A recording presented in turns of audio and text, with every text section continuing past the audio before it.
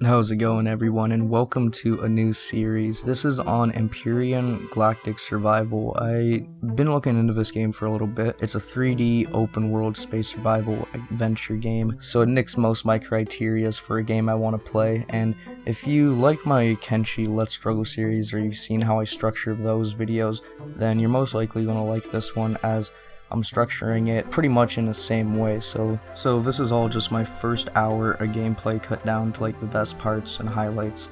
So we have scenario, creative, freedom, and survival, a few different game options to choose. I of course picked survival as it's what I want to play the most interesting. And looking at the world, we're gonna have swamps, a lot of grassy areas and such. So this is sort of like a tutorial map, I think. I've barely looked into this game. I saw it on Steam for a few bucks, so I decided to pick it up. And beginning the game, we are crashing into a mysterious planet. Now, once we manage to land, the game lets us get out, and we can finally walk around a little bit, right before being interrupted by the tutorial. Now, I did want to follow the tutorial, as from what this game looks to be, it seems to be a little bit harder to understand at first. You know, I'm not going to be picking this one up as easy as like Minecraft or something, but it's not going to be too hard to learn. So going through, I'd look at the AI. The PDA is basically where I can look at all my quests and stuff to do. There's my player right there, where I have my preset character I haven't edited yet, and my inventory, along with stats and survival constructor, which all pretty useful. There's a tab for factions as well, so there's NPC and enemy factions, it appears to be, in the game. As a Kenshi player, I'm looking forward to meeting them. A factions mechanic is always very nice. There's a huge blueprint screen along with a registry screen, which I didn't figure out how to use, and then a map. Now, the map is divided into square quadrants around a globe, and it tells us a bit about the planet, what kind of materials it has, and we can even go to other planets, it looks like. So this was all like very cool. It was my first time seeing any of the AI or anything you could do, so I was pretty hyped. Starting off, I'd loot my escape pod for the purified water we had in there, and the game was asking me to consume an energy bar. So after figuring it out, you couldn't just right click or drag it on your character, you have to put it into your quick bar inventory and then select it by going over it. Doing that though, I was able to get my health and food a little bit up, and I was looking in a bit better condition at a completed the first mission. Now feeling like a pro, feeling pretty good. I'm looking at what to do next, and it's asking me to mine. Now mining in this game works a little bit different. You can either go around destroying rocks, and you can't just use your basic laser on it. It turns out your weapon has different functions, which I would find out a little bit later. By right clicking, you can change between defense, salvage, and resource drill. So using a resource drill, I could harvest the stone. And before my game almost fucking crashed on me, the stone broke, and it broke into a few little pieces. Now I could pick these up, and I could take them and try and craft stuff out of them. So I'd go on my way to collect some more stones and complete the mission and get given the next one. Now the game was asking me to harvest a plant, and when trying to harvest a plant, it didn't work, it just shot it. So I figured I have to do it a different way. But this also taught me that you can morph the terrain in a lot of ways. Sort of like Minecraft, but on a 3D level. Looking at the mission though, I basically just had to go and collect one of these brown little plant things, and those I can turn into energy bars apparently. After about running around for like 2 seconds, I found one next to a rock.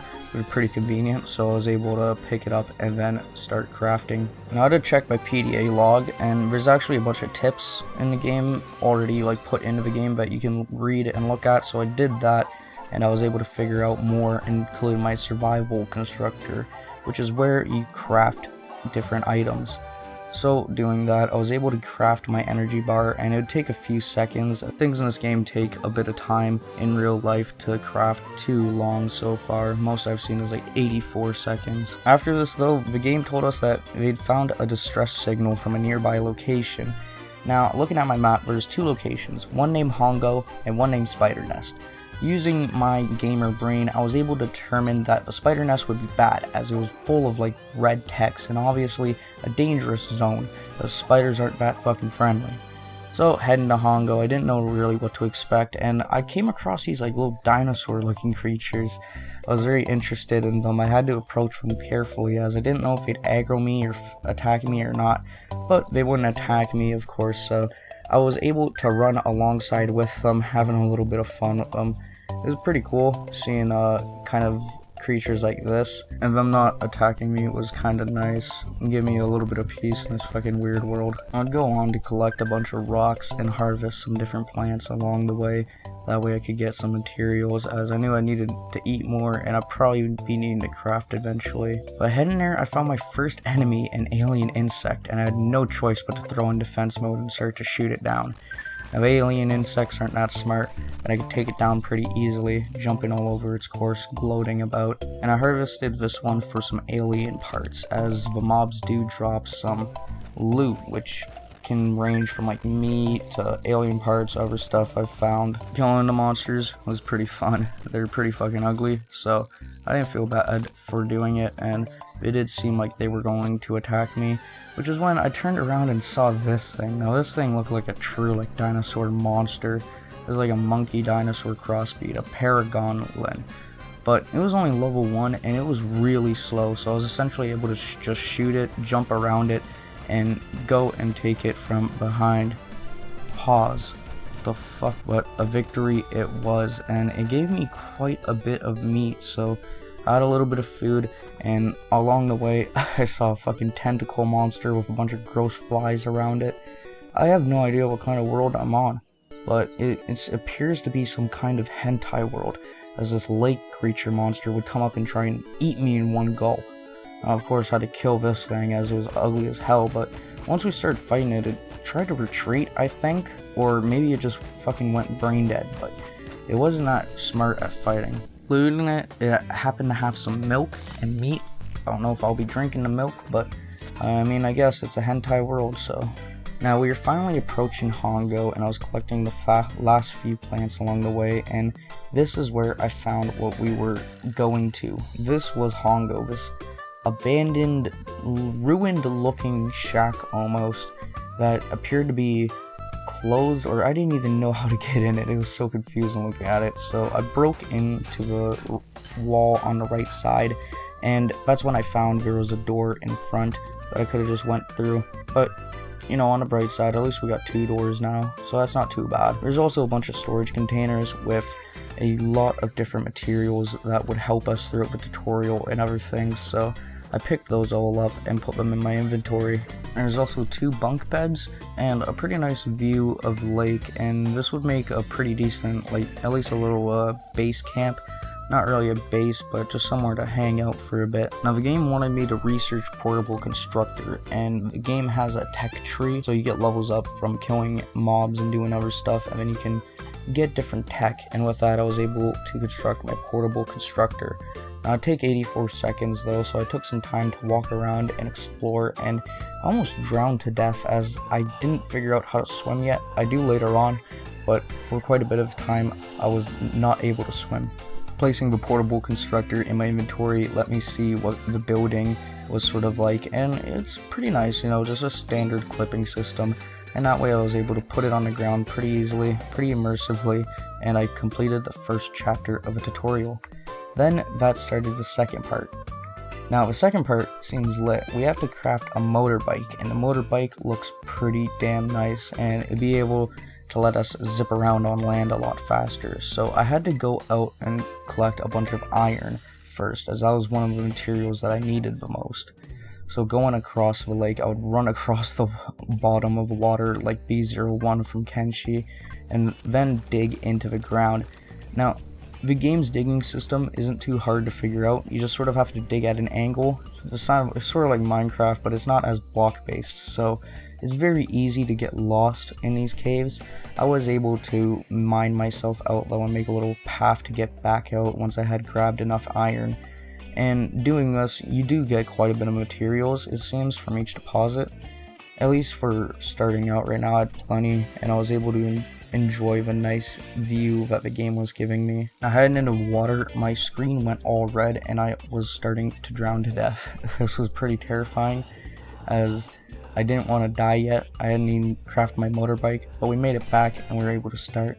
So crafting gives us 10 of each material instead of just 1, which is a lot better, so I was able to get a lot more out of everything that I had gotten and have a lot more materials left over. Crafting some copper and some other stuff, it was pretty nice just getting some stuff together, but the only downside was that I needed silicone and it was very dark out. I wasn't trying to go out in the dark. I've played Minecraft when I was younger. I know well enough that's when the monsters come out, so I would go to bed and wait until the morning. Heading out though, I would make my daily routine of almost drowning to death and then fighting a few monsters. This was pretty fun, and I encountered slimes for the first time. Really wonky looking dudes. I like them though, they look pretty nice. Even though I had to shoot it again just to make sure it was dead. Can't take any risks, but heading to the silicone deposit, I was able to dig into it and harvest it for some silicone. I grabbed plenty and then got back out of my hole and went back to the base. Heading back to the base, I encountered another slime and will proceed to kill it and try my best to not get my ass kicked by a pathetic level 1 slime, as it seemed to be the only enemy that was attacking me and damaging me. Heading back though, I had all the materials I needed to start construction on the motorbike. I put in some stone to make crushed stone, and that unlocked more different options to build with, and that way I was able to finally make the motorbike construction kit. Now I clicked on the motorbike construction kit instead of having everything ready, so it would remake all the materials I needed, but you know, it was fine, as it just means we can have 2 motorbikes. Well, that's not too bad.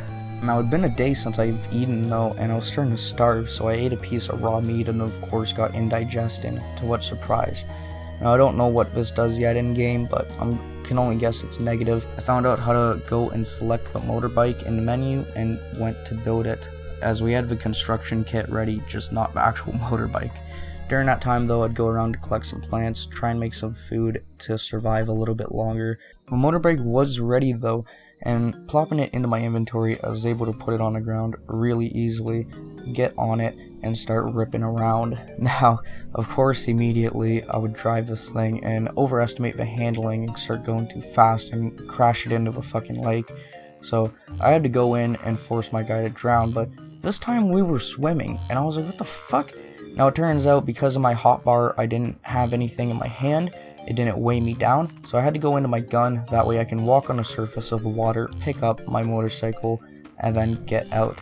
At least we didn't lose the motorcycle. I ate some food though, and the game wanted me to craft a weapon and detector, but I decided to just start to look around a little bit at the different things to do. I had to find a way to get food easier and get some stuff going together. I also found this base block, and I just put it over here because I'm not really sure what to do with this yet.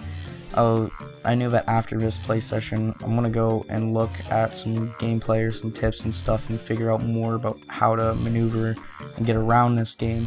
But so far, I wasn't doing too bad. I decided to craft a fridge, as I had a lot of food go bad on me, but we had gotten from that one dinosaur thing, and food does expire in this game, so something like a fridge would be very helpful. I can just put all my food in that and keep it all in there for storage and keep it lasting longer.